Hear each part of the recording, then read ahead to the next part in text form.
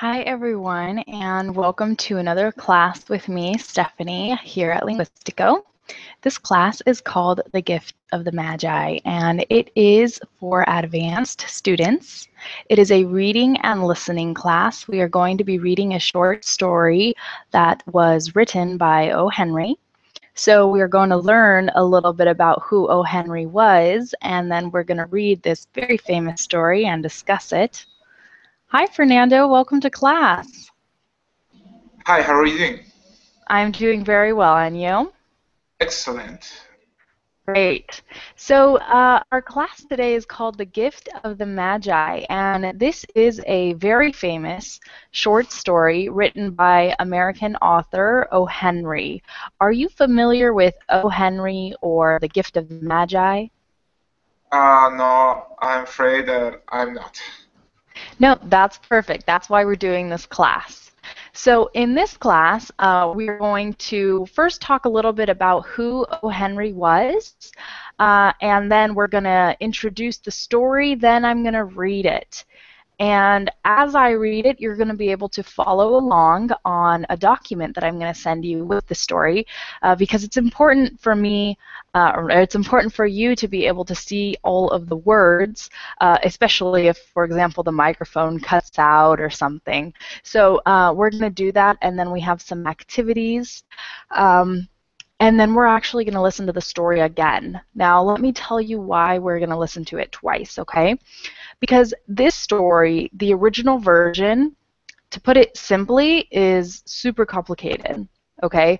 There are many words that it's like we don't even use so much anymore. Hi, Andre. Welcome to class. Hi, Andre. Do you hear me? Yes, I can hear you. Hello. Great. Welcome to class. I see that you changed your picture. Yes, I changed my picture. Okay, so this is you. This is a picture of you. Yes, it is me. Great. That's cool because now I get to see what you look like. Okay. Okay, cool. I get to put a face with the name. Does that make sense? Yes. Awesome. Okay, so I was explaining to Fernando that we are going to be reading this short story called The Gift of the Magi that was written by O. Henry, a famous American writer. Are you familiar with O. Henry or any of his stories or works? No, I'm not. Okay, that's perfectly fine. That's why we're doing this class. And I hope that you guys feel inspired after this class to do a little bit more research on O. Henry and maybe read a little bit more of the things that he's written because, like I said, he is just a classic in American literature. So really fast, the way that we're going to do this class, I'm going to read well, first I'll read a little introduction onto who O. Henry was. Then we're going to read The Gift of the Magi together. How this is going to work is I'm going to pass you guys a website where you can follow along and read in your head as I read out loud. Okay, so there's a lot of listening involved. And it's a little bit long. I mean, it's a short story, but it's a little bit long. And so I don't want to waste too much time with the reading because I really want us to have time to talk about it. But we're actually going to read through this story twice, and I'm going to tell you guys why. Because the original version, like I was saying earlier to Fernando, to put it simply, is super complicated. There are lots and lots of big words. There are even words that we don't really use in our spoken language that maybe we don't even use anymore because this piece was written over 100 years ago. So it's pretty old. But like I said, it's a classic. So anyhow, what we're going to do is the first go-round, that means the first time we read it, we're going to read it in a more simple English. Okay, that way you guys understand what's going on.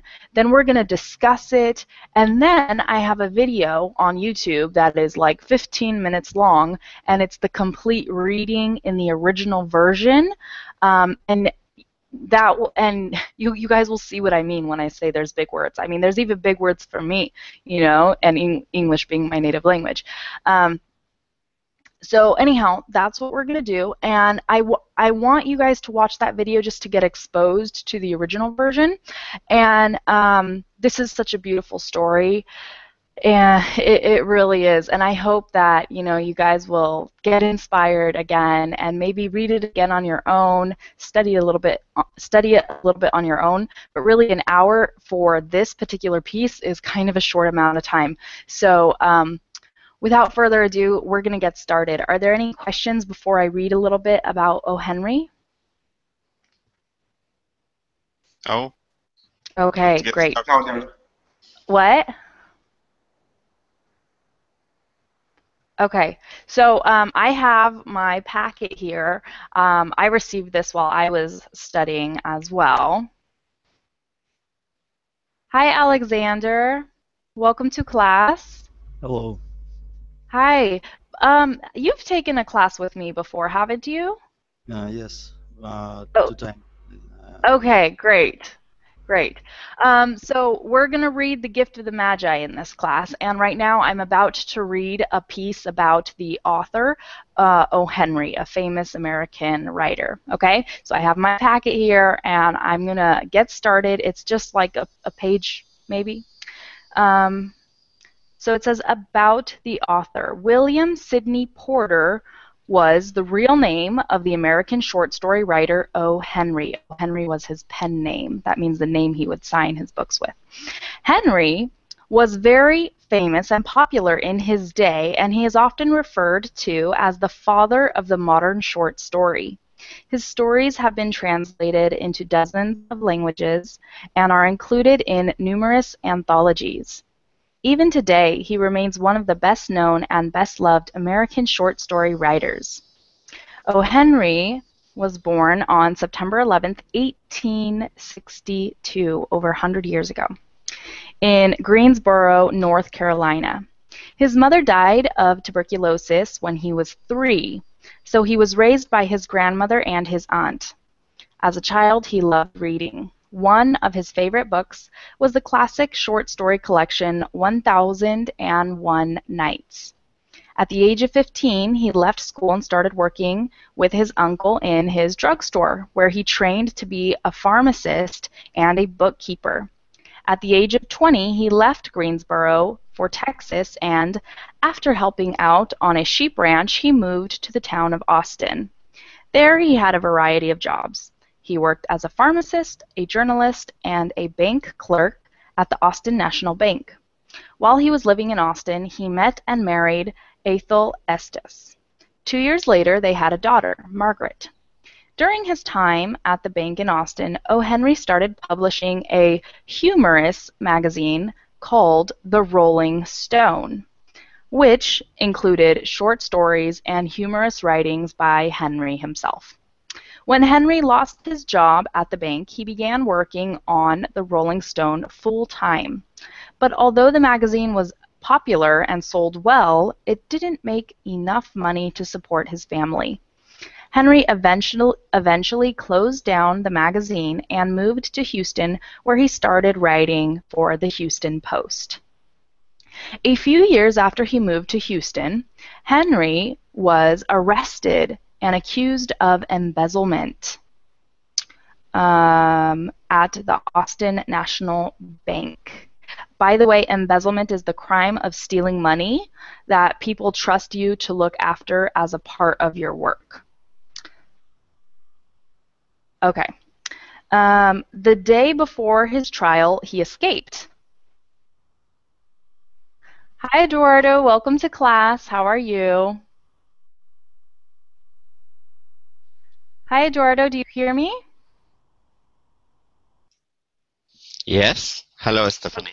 Great. So thank you for joining our listening and reading class today. We're going to be reading The Gift of the Magi. We haven't started. I'm just reading a little bit about the author, O. Henry. He is a classic American writer who was born over 100 years ago. And the story, The Gift of the Magi, that we're going to read was written, I believe, in 1905, 1906-ish, or published at least in those years. So anyhow, I'm going to finish up this piece that I'm reading about the author, and then we're going to get into the story, okay? Perfect. All right. Okay. The day before his trial, he escaped, first to New Orleans and then to Honduras. He intended to wait there for his wife and daughter to join him and start a new life. However, Athol was too ill, his wife, with tuberculosis to travel. When Henry heard that his wife was dying, he went back to Texas to be with her, and he eventually went on trial for embezzlement. He was found guilty. He spent 3 years of his 5-year sentence in a prison in Ohio, where he first started writing stories under the name of O. Henry. That's really interesting. He used his jail time to start his career as a famous writer. Okay, he left prison in 1901. Shortly after this, he moved to New York City, where he lived for the next 8 years until his death in 1910. So if you think about it, his writing career was really short. I mean, he left prison in 1901. He was only there for 3 years, and that's where he started, you know. Well, I guess it said earlier that he was writing earlier, but he had to close down that magazine. Anyhow, it's almost done. Let me continue. Okay. Um, Shortly after this, he moved to New York City, where he lived for the next 8 years until his death in 1910. During that period, he wrote over 300 short stories. 300 in less than 10 years. Wow. Henry's first collection, Cabbages and Kings, appeared in 1904. The second, The 4,000,000, was published 2 years later and included The Gift of the Magi. O. Henry wrote more than 600 short stories. He published 10 collections of short stories during his lifetime, and 3 more were published after his death. His stories mainly deal with ordinary people and their lives. Many are based in New York City, but he also wrote about other places, including Texas and Honduras.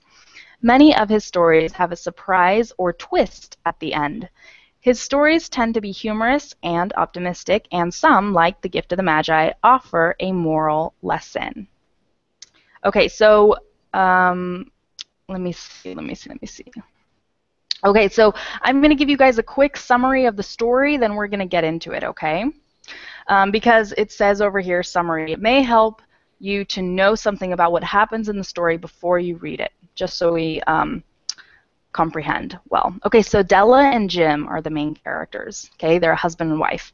Della and Jim are a young married couple. They live in a small, cheap flat in New York City in the early 1900s, so like a little apartment. They are very much in love. It is Christmas Eve. Della wants to buy a Christmas present for Jim, but she has only got $1.87. Now, you guys have to remember, it's not like $1 nowadays. I mean, $1 back then, it was a good amount of money, but it's like still not a lot to be able to buy a nice present, okay? So, she does not think that this is enough to buy him the kind of present he deserves. So she decides to sell the thing she is most proud of, her beautiful long brown hair, in order to raise the money she needs. Della is paid $20 for the hair. This is enough for her to buy a special chain for Jim's most prized possession, a watch that was given to him by his father. Della goes home to wait for Jim to come back from work.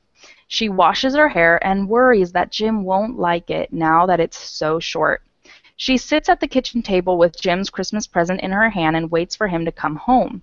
But when Jim arrives, she finds that he too has decided to make a sacrifice in order to buy her a special present. Okay, guys, so that was plenty of introduction. We're going to get to the story now. I'm sure you guys really want to hear it, want to see what's going on in this story. So here we go. I'm going to send the link, and please let me know if you are able to open it or not. This is the link, and like I said, we are going to be reading this story in an adapted version, okay? Not the original version, because the original version is super complicated, even for native English speakers. So right now, we're just going to read this version, okay? So, was anybody not able to open it? All right, guys. So please follow along with your eyes, and I'm going to read this story. And please, if there's a word you come across that you don't know, quickly jot it down. Jot it down means to write it down quickly if you can, or just remember that word, and that way we can go over it later and learn some new vocabulary. Okay, guys. So the gift of the Magi, I'm going to zoom in on my screen. $1.87. That was all. She had put aside 1 cent and then another in her careful buying of meat and other food. Della counted it 3 times. $1.87. And the next day would be Christmas. There was nothing to do but fall on the bed and cry. So Della did it. While the lady of the home is slowly growing quieter, we can look at the home. Furnished rooms at a cost of $8 a week. There is little more to say about it. In the hall below was a letter box, too small to hold a letter. There was an electric bell, but it could not make a sound. Also, there was a name beside the door, Mr. James Dillingham Young. When the name was placed there, Mr. James Dillingham Young was being paid $30 a week. Now, when he was being paid only $20 a week, the name seemed too long and important. It should perhaps have been Mr. James D. Young. But when Mr. James Dillingham Young entered the furnished rooms, his name became very short indeed. Mrs. James Dillingham Young put her arms warmly around him and called him Jim. You have already met her. She is Della. Della finished her crying and cleaned the marks of it from her face. She stood by the window and looked out with no interest. Tomorrow would be Christmas Day, and she had only $1.87 with which to buy Jim a gift. She had put aside as much as she could for months with this result. $20 a week is not much. Everything had cost more than she had expected. It always happened like that. Only $1.87 to buy a gift for Jim, her Jim. She had had many happy hours planning something nice for him, something nearly good enough, something almost worth the honor of belonging to Jim. There was a looking glass between the windows of the room. Perhaps you have seen the kind of looking glass that is placed in $8 furnished rooms. It was very narrow. A person could see only a little of himself at a time. However, it was very thin and moved very quickly. However, if he was very thin and moved very quickly, he might be able to get a good view of himself. Della, being quite thin, had mastered this art. So they're talking about a mirror, a very skinny mirror. Okay. Suddenly, she turned from the window and stood before the glass. Her eyes were shining brightly, but her face had lost its color.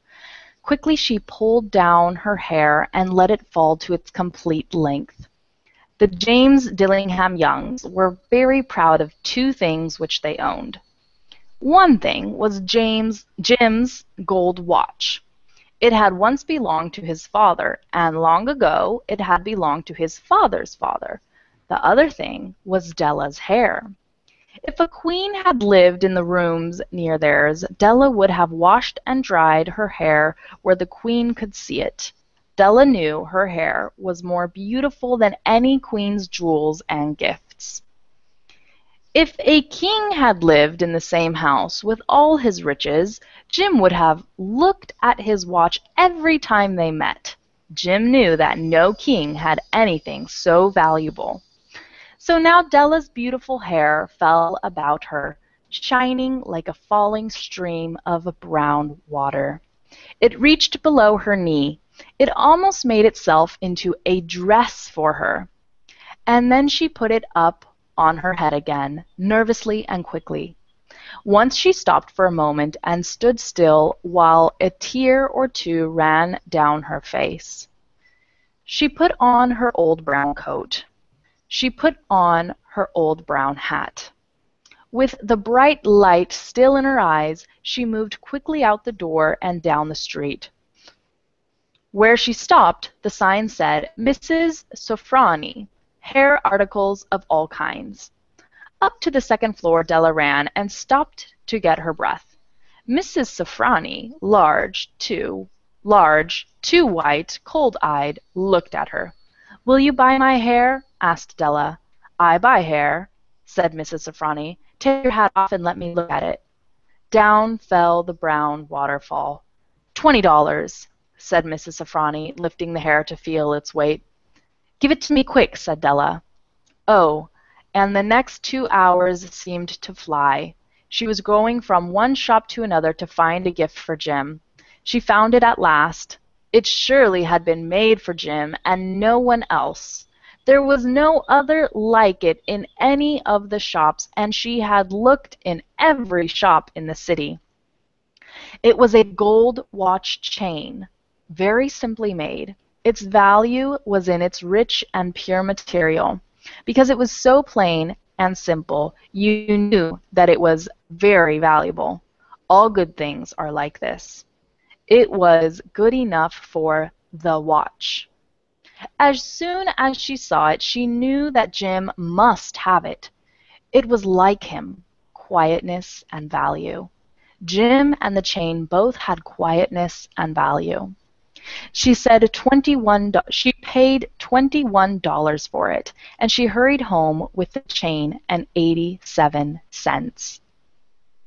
With that chain on his watch, Jim could look at his watch and learn the time anywhere he might be. Though the watch was so fine, it had never had a fine chain. He sometimes took it out and looked at it only when no one could see him do it. When Della arrived home, her mind quieted a little. She began to think more reasonably. She started to try to cover the sad marks of what she had done. Love and large-hearted giving, when added together, can leave deep marks. It is never easy to cover these marks, dear friends, never easy. Within 40 minutes, her head looked a little better. With her short hair, she looked wonderfully like a schoolboy. She stood at the looking glass for a long time, the mirror. "If Jim doesn't kill me," she said to herself, "before he looks at me a second time, he'll say I look like a girl who sings and dances for money. But what could I do? Oh, what could I do with $1.87? At 7, Jim's dinner was ready for him. Jim was never late. Della held the watch chain in her hand and sat near the door where he always entered. Then she heard his steps in the hall and her face lost color for a moment. She often said little prayers quietly about simple everyday things, and now she said, "Please God, make him think I'm still pretty." The door opened and Jim stepped in. He looked very thin and he was not smiling. Poor fellow, he was only 22, and with a family to take care of. He needed a new coat, and he had nothing to cover his cold hands. Jim stopped inside the door. He was as quiet as a hunting dog when it is near a bird. His eyes looked strangely at Della, and there was an expression in them that she could not understand. It filled her with fear. It was not anger, nor surprise, nor anything she had been ready for. He simply looked at her with that strange expression on his face. Della went to him. "Dear Jim," she cried, "don't look at me like that. I had my hair cut off and I sold it. I couldn't live through Christmas without giving you a gift. My hair will grow again. You won't care, will you? My hair grows very fast. It's Christmas, Jim. Let's be happy. You don't know what a beautiful, nice gift I got for you." "You've cut off your hair?" asked Jim slowly. He seemed to labor to understand what had happened. He seemed not to feel sure he knew. "Cut it off and sold it," said Della. Don't you like me now? I'm me, Jim. I'm the same without my hair. Jim looked around the room. You say your hair is gone? He said. You don't have to look for it, said Della. It's sold. I told you, sold and gone, too. It's the night before Christmas, boy. Be good to me because I sold it for you. Maybe the hairs of my head could be counted, she said, but no one could ever count my love for you. Shall we eat dinner, Jim? Jim put his arms around Della for 10 seconds. Let us look in another direction. $8 a week or $1,000,000 a year, how different are they? Someone may give you an answer, but it will be wrong. The Magi brought valuable gifts, but that was not among them. My meaning will be explained soon. From inside the coat, Jim took something tied in paper. He threw it upon the table. I want you to understand me, Dell, he said. Nothing like a haircut could make me love you any less, but if you'll open that, you may know what I felt when I came in. White fingers pulled off the paper, and then a cry of joy, and then a change to tears. For there lay the combs that Della had seen in a shop window and loved for a long time. Beautiful combs with jewels, perfect for her beautiful hair. She had known they cost too much for her to buy them. She had looked at them without the least hope of owning them, and now they were hers, but her hair was gone. But she held them to her heart, and at last was able to look up and say, My hair grows so fast, Jim. And then she jumped up and cried, Oh, oh! Jim had not yet seen his beautiful gift. She held it out to him in her open hand. The gold seemed to shine softly, as if with her own warm and loving spirit. Isn't it perfect, Jim? I hunted all over town to find it. You'll have to look at your watch 100 times a day now. Give me your watch. I want to see how they look together. Jim sat down and smiled. Della, said he, let's put our Christmas gifts away and keep them a while. They're too nice to use now. I sold the watch to get the money to buy the combs, and now I think we should have our dinner. The Magi, as you know, were wise men, wonderfully wise men, who brought gifts to the newborn Christ child. They were the first to give Christmas gifts. Being wise, their gifts were doubtless wise ones. And here I have told you the story of two children who were not wise. Each sold the most valuable thing he owned in order to buy a gift for the other. But let me speak a last word to the wise of these days. Of all who give gifts, these two were the most wise. Of all who give and receive gifts, such as they are the most wise. Everywhere, they are the wise ones. They are the Magi. Dun, dun, dun. And that's the story. Okay, so I want some thoughts and some feedback on this story. I'll go one by one so we each get to share. I want to know if you understood it, and I want to know what you thought about it. So Alexander, let's start with you. Turned out I read the story already, maybe Oh, good. a couple months ago. Yeah, because I've been reading books all the time. Oh, Is it great. also, I think, adopted? Very Adapted. adapted. Yes. Yeah. Yes. It's I it's a lot more simple. yes, I've read it a couple, maybe more months ago.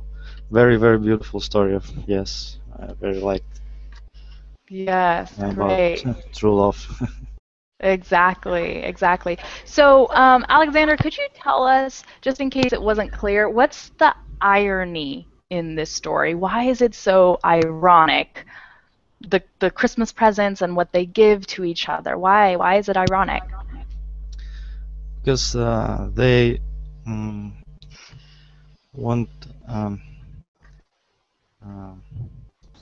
they renounced of the things that was very available to them to make uh, mm, uh, it's her to make how to say it, the other one happy, even if you sacrifice something. Yes. So, okay. So, really quickly, Alexander, what was Della's most prized possession that she owned?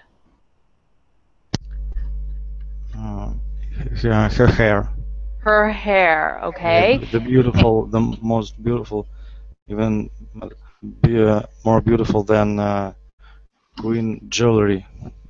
Exactly. Okay, more beautiful than than a queen's jewelry. Her hair was her most prized possession. Okay? And she cut off her hair to buy a chain for Jim's watch. Now, these watches, they weren't the kind that go around your wrist, okay? They're like the little circular watches, okay? So you clip a chain to it, and then you can clip that chain to your coat, and then you can put it in your pocket, and when you want to know the time, you pull out the watch with the chain, and you look at the time. Good. And so it said that Jim, sometimes he would, even though he had a beautiful watch, he would kind of pull it out in private because he didn't have a chain for his watch. And that was kind of like, you know, if you have a watch, you have to have a chain for your watch. And so it was kind of like he was embarrassed. So Della sells her beautiful hair to get him this chain so he can have it for his watch. But what does Jim do? Jim sells his watch to be able to get Della these beautiful combs for her hair. And what it means by these combs, it's like if a woman like takes her hair and ties it up, it's something that I don't even know how to explain it. You can like stick up into your hair like this, and it has like maybe jewels and designs, and it's really beautiful, and you can put your hair up and have these beautiful ornamental decorations and combs in your hair. So basically at the end of it, she got him a chain for a watch that he no longer had, and he got her combs for her hair that she no longer had. So in case that wasn't clear, that's what happened. Thank you, Alexander. Now, Andre, what did you think of this story? I think I see more irony maybe than you. They are poor. They don't have a good flat. They don't have enough money to buy food to feed themselves, but they are to buy some gifts which are valuable. And so he dressed poorly, and he will be wearing a gold chain without watches, and she is very thin, and doesn't have beautiful clothes, but she has nice combs.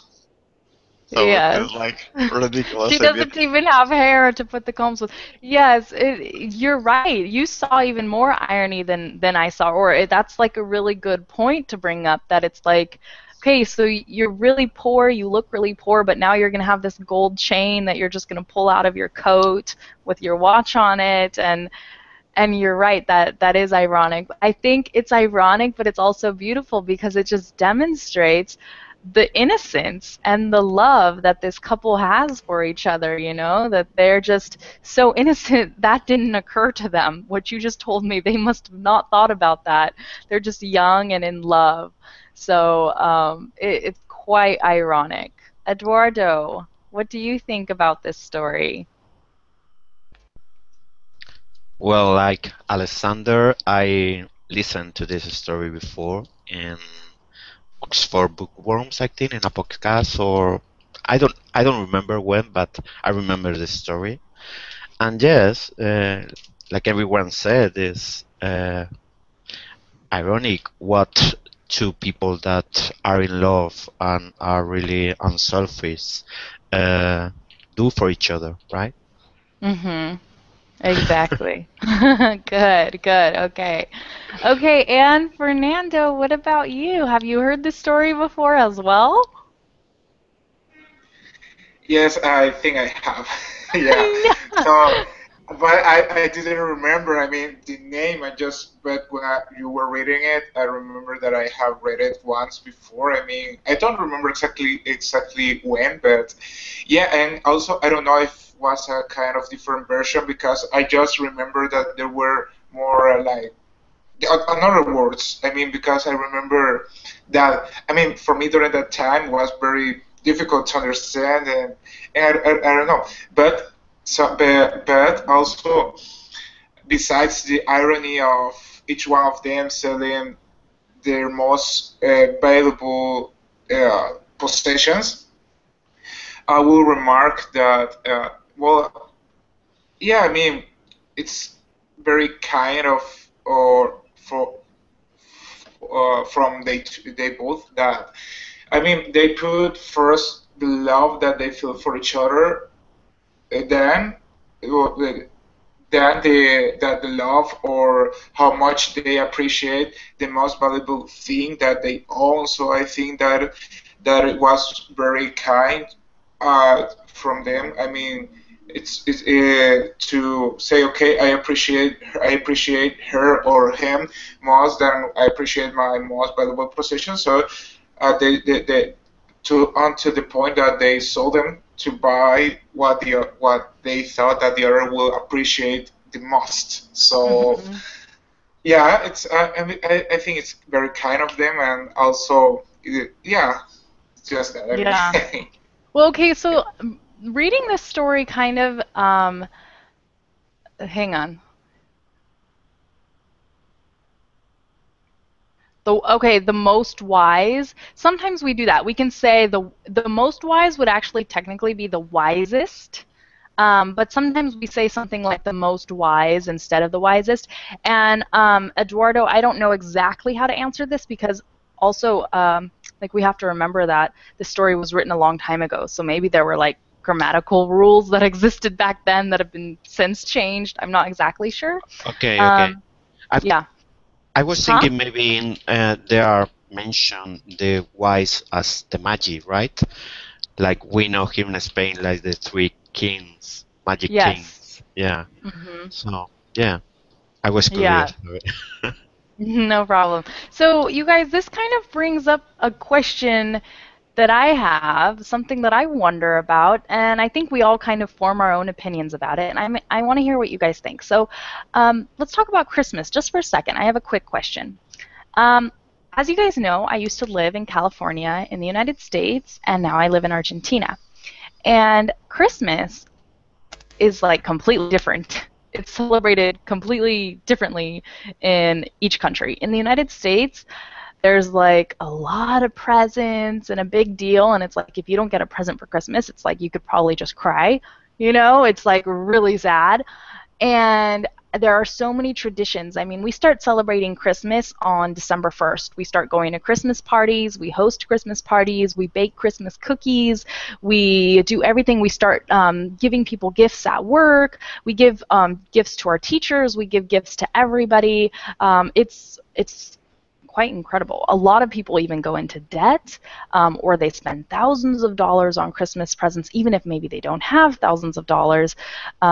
So that's Christmas in the United States. And then Christmas over here in Argentina, I mean, first of all, it's not winter, it's summer. And people are just kind of like, let's make a barbecue, let's go swimming, let's just eat and get together as a family. Like, now that I live here in Argentina, like, I don't really give Christmas presents, and I don't get Christmas presents either.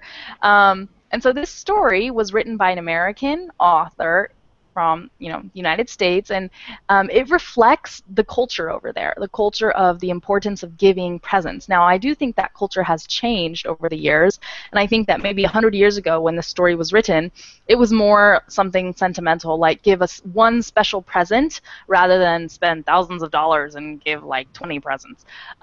So what is Christmas like in your guys' countries? That's what I want to know. And do you guys believe that it's silly to give presents on Christmas, or do you think it's like a nice tradition? Do you guys like it? So again, let's start here at the left with Alexander, and we'll go down the row. Not on Christmas because the general holiday for us it's New Year. Okay, It's I think I've heard major, that but before.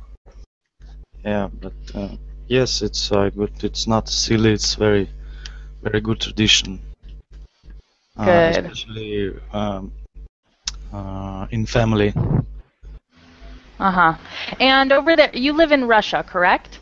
Yes. And over there, do they give special gifts, or do they like spend a lot of money and will do like, I'll give you 10 presents, or what kind of gifts No, do they give? it's about attention to people who you love. Okay. Got it. Yeah, of course, it's good to give someone a very good present, which costs. Well, it's okay, but the general idea it's attention. Yeah, got it. I think that's good, a present, but like a special one or an interesting one. How do you feel about this, Andre? On this New Year, I didn't buy any presents for my wife. She didn't either. So, because we didn't have enough time actually, but we didn't bother about it. So, but usually we present our relatives with presents. I presented my parents with smartphones. Nice. Nice. I know. I feel like maybe between husbands and wives, sometimes it's kind of like the present thing is kind of like, I can just get you your present in January, or I know I got you your present in November, or don't worry, we'll just get it in. It's like my husband is gonna have a birthday here in a few days, and I wanted to like surprise him because I like doing presents. And then he was like, wait, you're gonna get me a present? He's like, we should talk about this because I want to make sure it's something that I want. And I'm like, oh, fine. So I kind of had to ruin the surprise, but oh well. Oh well. Yes.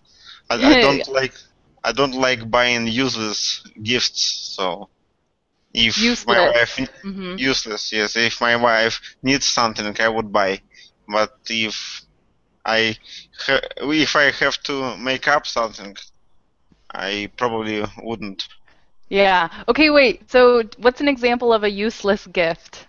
Something that you wouldn't want to buy for a present? Like a mug or a cap mug. I'm sorry. Oh, mug. A cup or a mug. Okay, got it. Yes, mug. Yes. I got it. Yeah, it's like one of those generic gifts. It's funny because in the United States, the most generic gift that people give is like a bath and body set that has like some stuff to use in the shower, like special smelling, like body gels to soaps to wash your body with.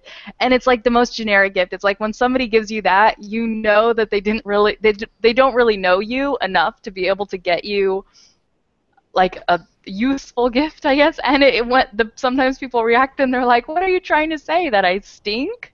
Yeah. So I get what you're saying. That's funny. Thank you for sharing. Eduardo, what about you? Christmas, what do you think? Well, in Spain, most of the people are Catholics, so it's pretty similar to the United States. There is some differences. Well, the most common thing is gather together all the family and the night of the 24th of December. Yeah, Christmas Eve.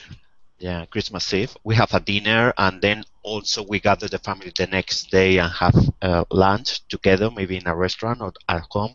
And about the gifts in my family, since I was a child, for the kids, Santa Claus comes, so someone dress up like Santa and comes to the patio or our grandmother house, and all the gifts are, so they buy a lot of gifts for the children, and for the adults, we usually do the Secret Santa that we talked before. So no Yeah. more than $30 per person, and we make a kind of lottery 2 weeks before, so you know who are you going to buy the gift. Yeah. And yeah, and then we have New Year's Eve, of course. With it, that one is more with friends, So we have dinner maybe at the countryside and have, but just with friends and couples. Yeah. And then we have the 6th of January. We have another is the Magi. So the Magi come and they are present when the children wake up. In one room of the house, there is a lot of present for them, only for the children too. And Ah. this one are not coming from Santa or Christmas. It's the end of the Christmas, and this one is from the Magi. So Wow. So you guys that's do a different. bunch of Yeah, presents for Christmas yeah. and wow. I want to be Shopping a kid fever. in Shopping Spain. fever, like in the United States, the cities are crazy, the supermarkets, everything. Also, they put the sales in January, so all the people are buying. Yeah, it's crazy. I Yeah, don't like. I I don't like know. it. I know. I have gone shopping before on Christmas Eve, and it's like people step on you, and they like, push you. But anyhow, very, very interesting. Thank you for sharing. And Fernando, what about you? How do you feel about this? Um, okay. Well, here is, here is also common to give presents on Christmas. I mean, if you go out to to any mall, or I don't know, the places where you buy the gift, the things. I mean, you will see maybe starting from the December 15th or December 15th, something around that date, you will see all the places in the mall with a lot of people buying things and a lot of stuff like that. But here's not maybe that you are going to give a gift to everybody you know.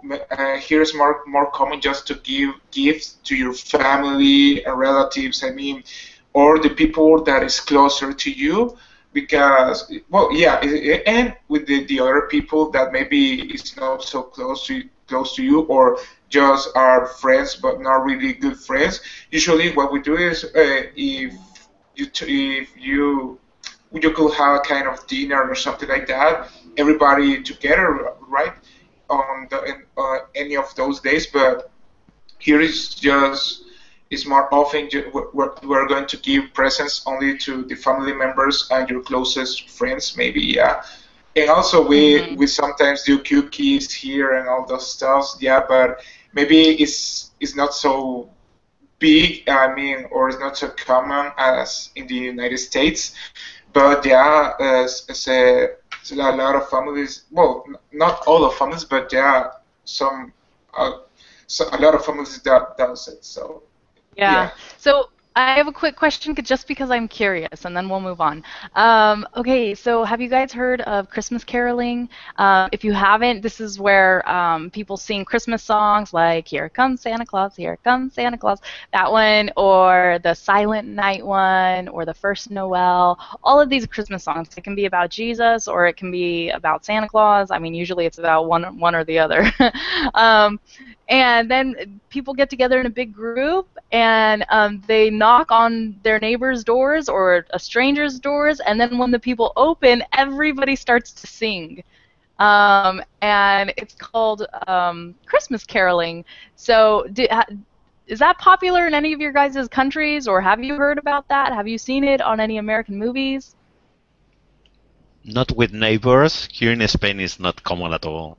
Maybe in your home with your family, in Christmas Eve, you have a guitar, someone play a little bit, and you can sing Yeah. a few carols or other things. Yeah, but no, it's not common to go to the neighbor and start singing. No, not at all. Yeah. Well, I have a quick story for our Russian friends in class, Alexander and Andre. One time I was at my cousin's house, and it was around Christmas time, and all of a sudden I just started hearing the most gorgeous music. I was like, are there angels in the house? What's going on? And I couldn't figure out where the music was coming from. And then I go and I see at the front door there's a huge crowd of people, a huge crowd. It was a group of youth from a local Russian church, and they came and were Christmas caroling, and I was just like, come in, everybody, we have cookies, we have lots of cookies, who wants cookies? And they sang so good. And it's interesting because the Russian community in the United States, especially where I live, they have a reputation for just having beautiful voices and singing very well. And I think it's just because a lot of them, like, they go to churches, or they do a lot of choir and music and singing, and so they have that reputation, and I was just like, wow, these people sing so good. It's nice to hear. I thought it our people has a reputation as a terrorist No, every in EU sometimes. yeah, well, I think every ethnic group, unfortunately, has a good reputation and a bad reputation. I mean, it's just because there's hate in the world, and we have to deal with it and live with it. Um, but I used to live with a Russian family for 5 months before I came to Argentina, and that was one of the best experiences of my life. I got to taste so much Russian food. I love Russian food. It was amazing, and they taught me how to make pickles and stuff like that. So anyhow, it was great. So we'll have to share more about that in future classes. But I have a couple more things I want to share with you guys. Okay. So one is about a resource that I want you guys to know about in case you don't know about it. Um, let me, ooh, I thought I had it opened, and I guess I don't. Hang on one second.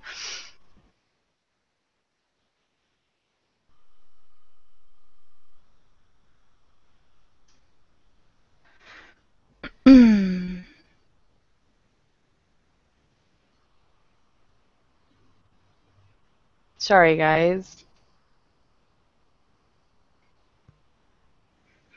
Okay, so for those of you who like reading like classic um, books and stuff in English to work on your English, there's a website called Spark Notes. I don't know if you guys have heard of it. Has anyone heard of this website? No, I'm not. Sparknotes.com. Um, and basically, if you're gonna read like a book or something like The Great Gatsby, have you guys heard of The Great Gatsby? Great Gatsby, a really famous book like this. Generally on SparkNotes, they have like a summary of the book, themes, motifs, symbolism, a character list, a plot list, and so you can use it as a resource to help you study. And this, I actually had went to eNotes. I thought I went to SparkNotes and I didn't. But anyhow, here if you guys click this link, it's from enotes.com, and it has some more information on this, the gift of Magi, and you can read about the characters. You can do a little study on your own about it. And the last thing that we're going to do, let's watch 4 minutes of this YouTube video on the original story. So it's a reading of the original story. It's 15 minutes long, so we're obviously not going to read all of it. But I want you guys just to hear the difference, just hear the words that are being used. For those of you who've seen this or who've read the original already, don't worry, we're just going to do a little review here. And then I really want to share this just because I think for English learning, YouTube is such an awesome resource, and a lot of times they have readings of the books of famous short stories and stuff. So if you guys ever want to, get a visual of the story or read it, I found on YouTube when I searched The Gift of the Magi, I found readings of the original, I found readings of adapted versions, and they highlight each word as they're reading it. It's really cool. So everybody has the YouTube app open, right? I'm going to add a video to the playlist, and we're only going to watch 3 minutes because we're running out of time. Okay, guys, here we go.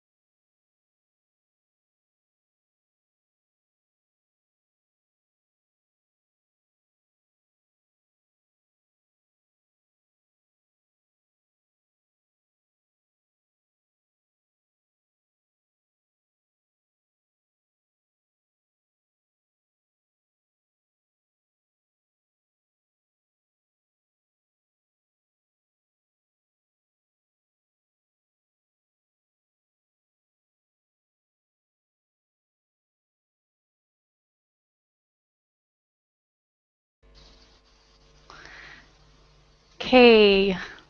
Sorry, guys. Ooh.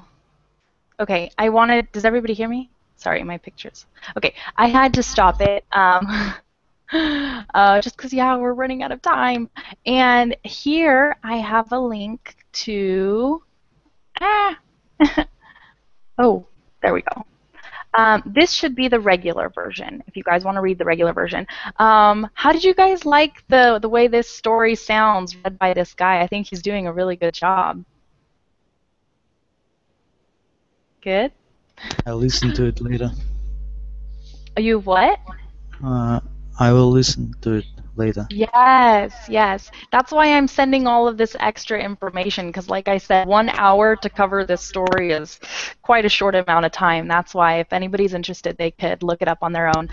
Where can you guys find adapted material? I actually don't know. I just typed in this story in Google and I found the regular version and an adapted version. So I was like, oh, cool, sweet, because I was going to read the regular version and I was going to go over a whole bunch of new vocabulary, and then I was like, wait, that's a little ambitious, I think, for this class. So anyhow, maybe in the future, maybe we can like make a book club and we'll work our way up, you know? Anyhow, I see that I look like a Russian singer. Is that what I was reading was this about me? Yes, we have a Russian singer girl. And Okay, well, I I think you opened. looks very familiar as she. Well, it's not the first time somebody has told me that I look Russian, but I take it as a compliment because I think Russian people are beautiful. Anyhow, I opened the links and I'm going to be checking this out. Thank you guys. I had an amazing time in this class. Thank you for allowing me to share this story with you guys that I love so much. And I'm happy to hear that you guys have actually read it also. So this was kind of just like a review of something. I'm going to do more of these classes in the future where we read like classic short stories, maybe even just chapters from books as well, just because I think it's a good way to learn. Any questions before we go? No, for me. All right, guys. Well, thank you so much for a wonderful class. My next class is writing haiku poems, if you guys are interested. But anyhow, yes, hope to see you guys soon, and take care, okay? Yeah, thank you. Okay. Bye. Thank Okay, you. take Goodbye. care. Bye bye. Bye. No problem. Bye-bye.